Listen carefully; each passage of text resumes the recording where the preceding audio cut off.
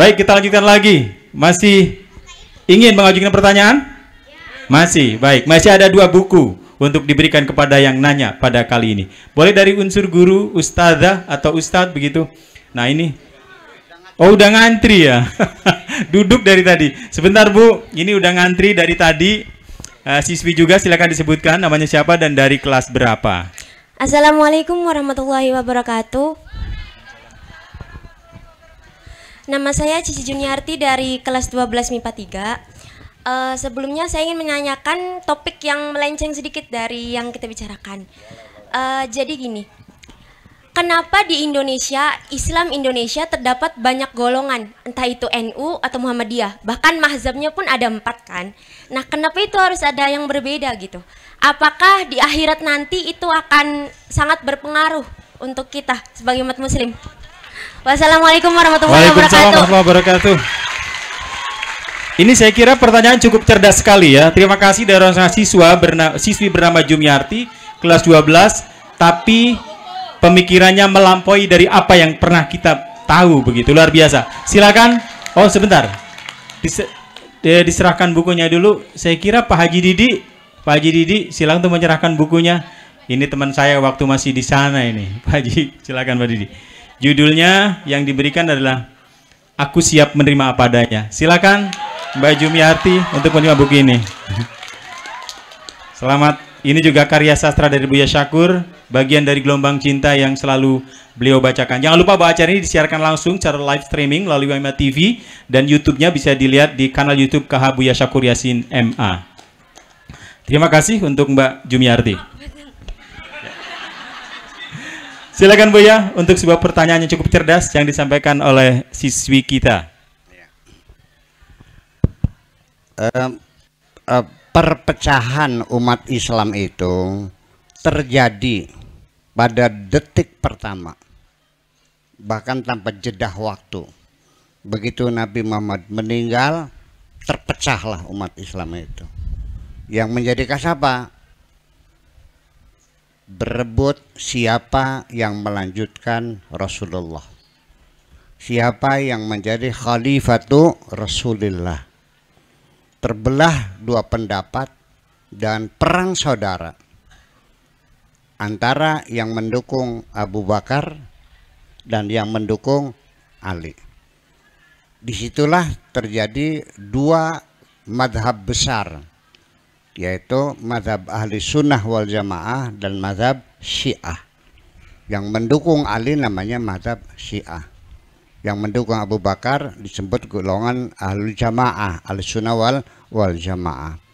Dan pertempuran saling bunuh-membunuh antara 2 kelompok besar sampai sekarang masih berlangsung. Yaman berdarah-darah sampai sekarang. Syria porak-poranda sampai sekarang. Jadi bukan di Indonesia perpecahan dimulai di sana. Dan ini ditengarai perpecahan ini intinya adalah kasusnya masalah politik. Ya kan begitu. Nah, lalu dari Syiahnya juga terbelah lagi menjadi ada 12 madhab. Ahli sunnah wal jamaahnya banyak sekali madhab-madhab. Kok begitu ya? Ya seperti itu. Artinya bahwa Tuhannya satu, Al-Qurannya satu, Nabinya satu. Tetapi ingat, Nabi Muhammad satu, tapi dalam pikiran kita berbeda-beda. Al-Qurannya satu, tapi dalam pikiran kita berbeda-beda. Allahnya satu, dalam pikiran kita berbeda-beda. Saya uji dulu. Tuhan ada berapa? Ada satu. Kalau dibagi 2 berapa satunya? Setengah. Tuhan bisa dibagi enggak? Kalau ditambah 1 lagi berapa? Kalau begitu satunya Tuhan adalah bukan satu matematika, bukan satu bilangan, tapi satunya Tuhan adalah satu-satunya. Is my everything.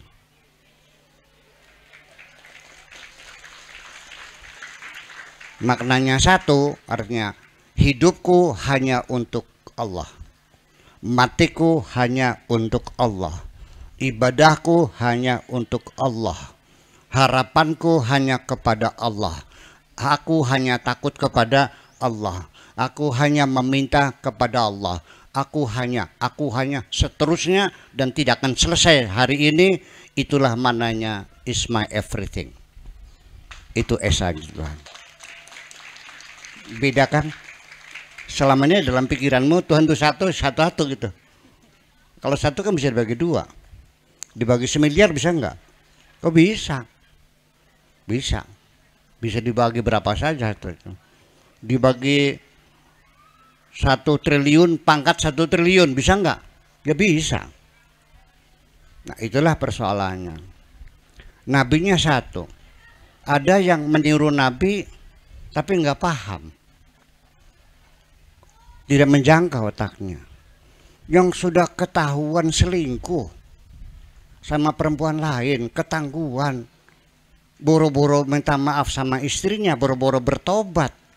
Bilangnya apa? Sunnah Rasul. Betul nggak? Ini nasib perempuan ini buruk sekali. Kalau perempuan selingkuh, disate bu, atau dipecel. Tapi kalau laki-laki selingkuh, bilangnya apa? Apa begitu? Saya mau nanya bapak-bapak, menyakiti hati istri itu sakit enggak, dosa enggak sih? Gede tak cilik? Gede. Betul kan? Jadi dalam pikirannya Nabi tukang kawin. Ya kan begitu berarti kan? Tolong jauhkan pikiran-pikiran yang negatif kepada Nabi semacam itu. Dia terlalu mulia kok. Kita tuduh yang macam-macam itu. Nabi enggak galak, enggak tukang kawin, enggak kok. Kita harus tahu alasannya apa Nabi itu mengawini banyak perempuan. Harus tahu situasi kondisinya. Jangan langsung kesimpulan. Coba premis-premisnya disusun yang baik dulu. Itu pun belum tentu konklusinya benar kok. Ya, setiap premis kita uji kebenarannya dulu. Dan susunan premisnya juga harus kronologis. A sama dengan B, B sama dengan C. Baru kita simpulkan A sama dengan C. Kan begitu persoalannya. Nah ini premis-premisnya Aristoteles ini. Ya, tapi itu logika kita berjalan. Bahwa umat Islam dulu tuh tidak disuruh untuk kawin lagi, tidak disuruh berpoligami, tapi disuruh untuk menyantuni anak yatim, ngasih makan fakir miskin. Itu makanya ayat itu bunyinya wa in khiftum alla tuqsitu fil yatama, kalau kamu khawatir anak yatim terlantar kan gitu, maka silakan fangkihu matobalakum minan nisa'i masna wa thulatha wa ruba'a. Jadi perintahnya bukan suruh kawin, menyantuni anak yatim. Kenapa? Begitu pentingnya pesan anak yatim. Pernah diketahui bahwa Nabi Muhammad itu selama 10 tahun di Madinah itu perangnya 80 kali. Jadi artinya hampir setiap sebulan ya perang lagi, setiap bulan perang selama 10 tahun di Madinah. Pertanyaan saya, kalau perang yang mati laki atau perempuan? Nah, istrinya jadi apa? Anaknya jadi apa? Terlalu banyak anak yatim dan janda. Ini masalah problem sosial yang luar biasa, bisa bubar negara nih. Ya, apapun yang terjadi, sekalipun kediktatoran, sekalipun korupsi, sekalipun supremasi hukum tidak ditegakkan, itu semua bisa diatasi. Tapi ketika rakyat itu lapar, tumbang semuanya. Betul? Nah, ini kasihan anak-anak yatim.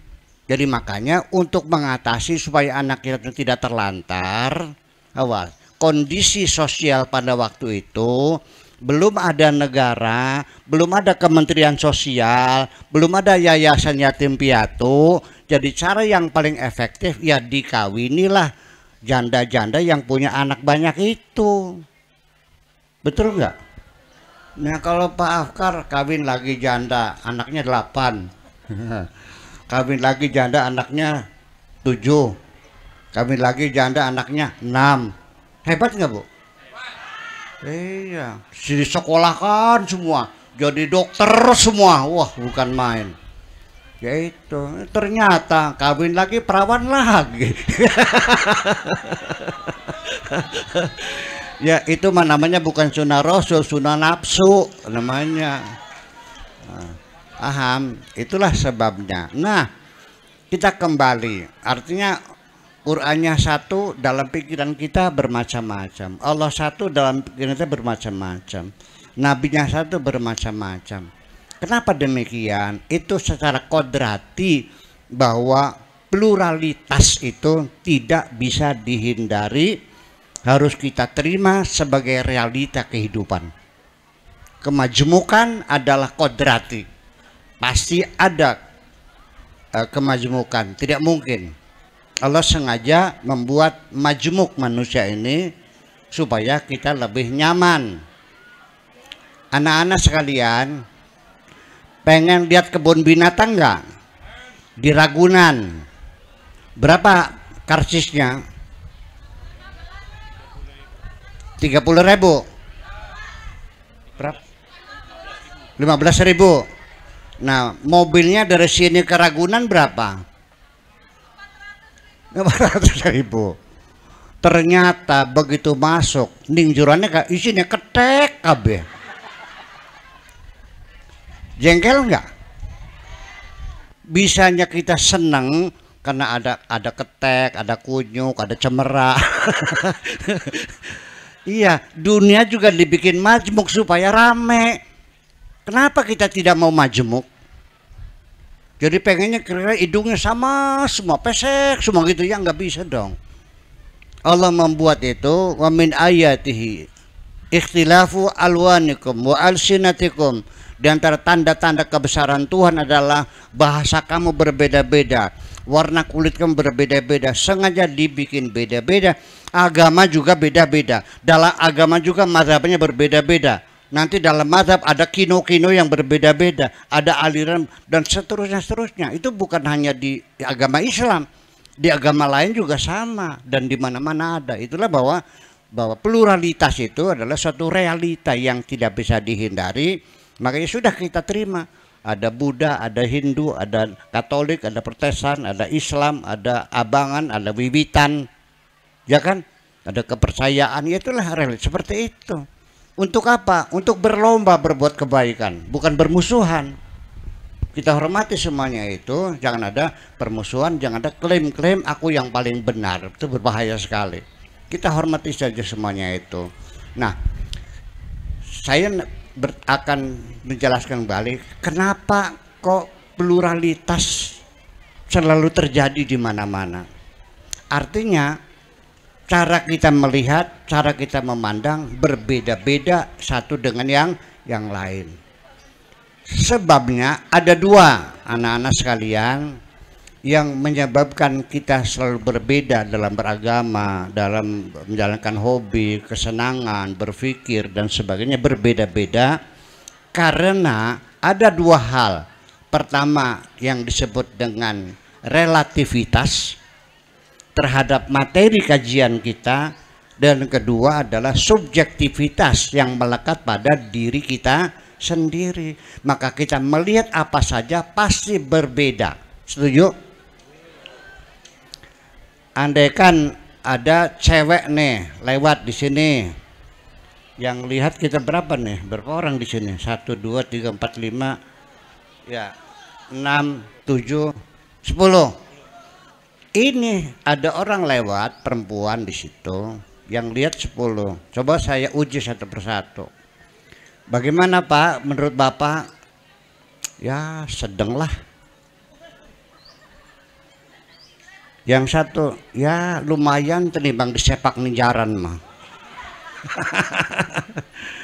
Yang satu bilang jelek, yang satu sayang jalannya agak pincang. Iya deh, ini sayang hidungnya pesek. Ini lagi cantik sekali. Nah saya bilang itu mah jelek sekali. Udah kita bagi tiga kelompok aja. Jelek sekali, cantik sekali, sedang. Udah itu aja. Yang ekstrem kanan, ekstrem kiri, dan moderat di tengah.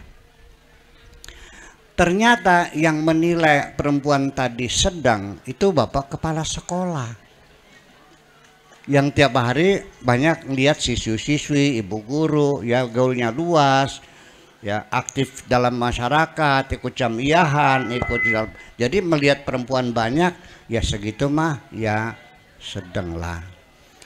Pak Afkar ini hidupnya lama di Uganda, di Afrika Tengah ya. Iya, lihat cewek, waduh cantik banget. Kenapa cantik banget? Karena dia membandingkan dengan perempuan lain yang pernah dia lihat. Betul nggak?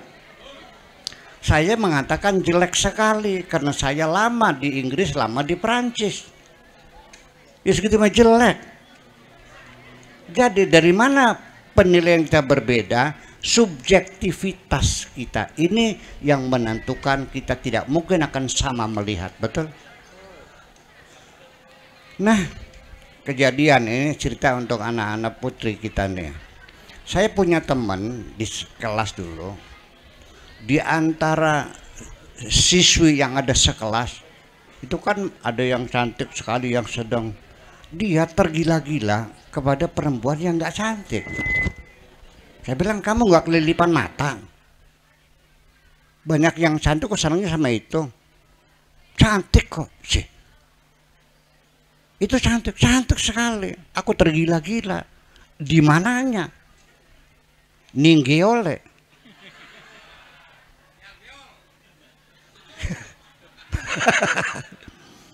Jadi anak-anak putri sekalian, kamu jangan kecil hati ketika Allah tidak menganugerahi wajahmu cantik jelita seperti Monica Bellucci, seperti Elizabeth Taylor, ya, seperti Shakira. Enggak, jangan kecil hati.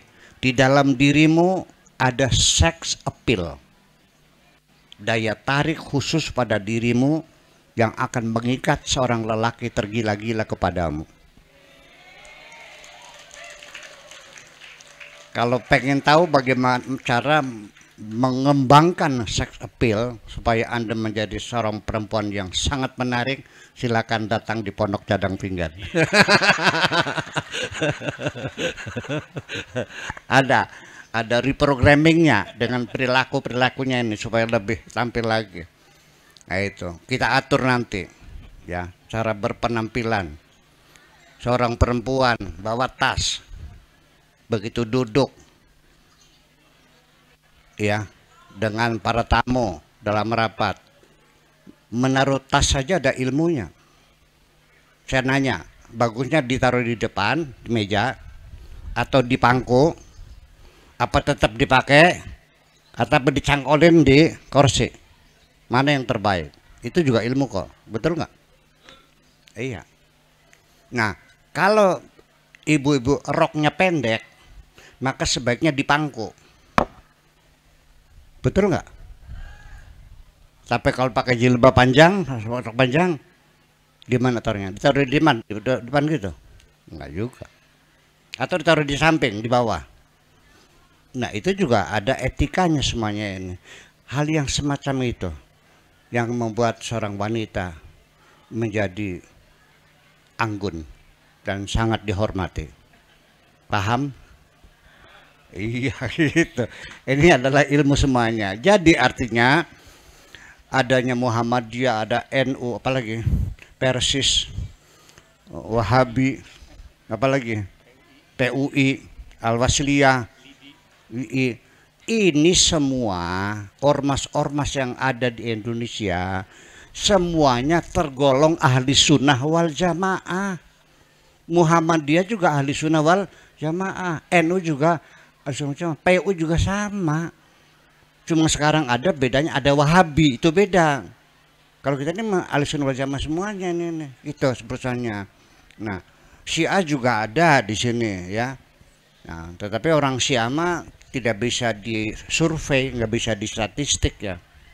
Ada berapa jumlah orang Syiah? Karena dalam ajaran Syiah ada ajaran namanya taqiyah, yaitu hak untuk menyembunyikan identitas diri. Itu makanya berapa jumlahnya tidak bisa diketahui. Tapi saya menduga sudah banyak loh. Ya, cuman kan nggak ada. Saya Syiah nggak ada. Kalau saya Muhammadiyah bangga, saya NU bangga. Tapi kalau saya Syiah nggak ada. Betul nggak? Pernah nggak ada orang saya Syiah nggak ada kan? Ya, itu ada dari ajaran taqiyah. Makanya Syiah itu ditindas sepanjang zaman, tapi tetap eksis karena mereka ada aturan taqiyah namanya, bersembunyi. Jadi kesimpulan sekali lagi bahwa perbedaan mazhab, perbedaan agama, perbedaan hobi dan sebagainya itu tidak bisa dihindari karena dua faktor. Satu, subjektivitas, yang kedua relativitas. Tadi subjektivitas sudah saya jelaskan, sekarang relativitas. Apalagi yang sifatnya kecantikan ya, sebagai kata sifat pasti tak terhingga. Rokok ini warnanya merah, betul? Udang kan warnanya merah.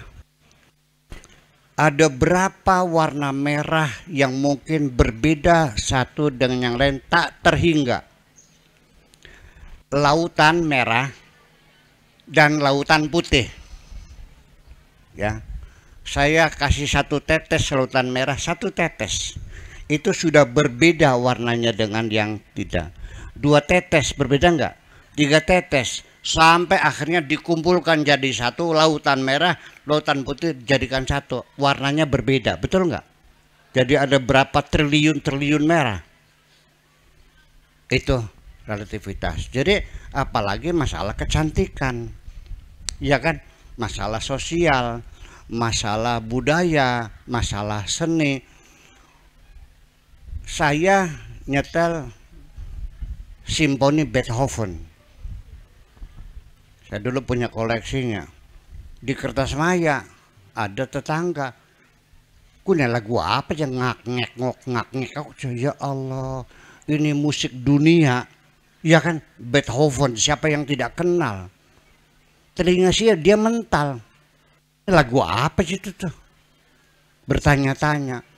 Tapi begitu mendengarkan reog bodol, gabrak, waduh, manggut-manggut, merasa nikmat. Beda kan relativitas. Apalagi itu ilmu yang disebut ilmu pasti. Ya. Ilmu fisika, ilmu biologi dan sebagainya, bahkan fisika partikel sekalipun, yang kita katakan sudah fisika kuantum yang bisa dipastikan kebenarannya sangat mendetail, ternyata belum lama direvisi lagi oleh peneliti-peneliti setelah Albert Einstein. Ternyata besaran proton lebih kecil daripada dugaan Albert Einstein. Kenapa? Karena uji cobanya dulu Einstein menggunakan yang memutar sekitar proton itu adalah elektron. Diukur dari berapa banyak pembelokan pada saat dia mengorbit sekitar proton. Ternyata diuji dengan ion yang jaraknya lebih dekat dengan proton, ternyata besaran atom Einstein terlalu besar.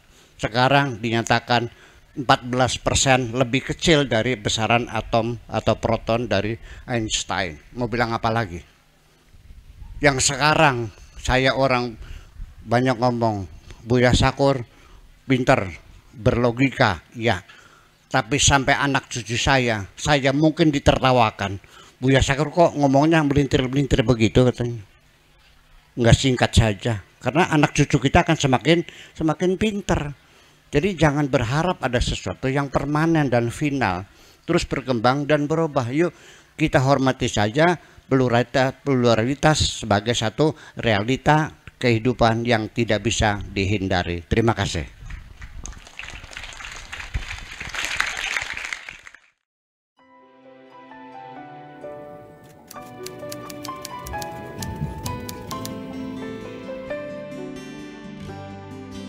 Aku hanya ingin berbagi kebahagiaan dan tidak menggurui siapapun. Terlalu sulit bagiku untuk menyalahkan siapapun. Akan tetapi apabila ada orang yang ingin mengisi raporku, tentu aku sangat gembira sekali. Dan kujamin aku tidak akan sakit hati sedikit.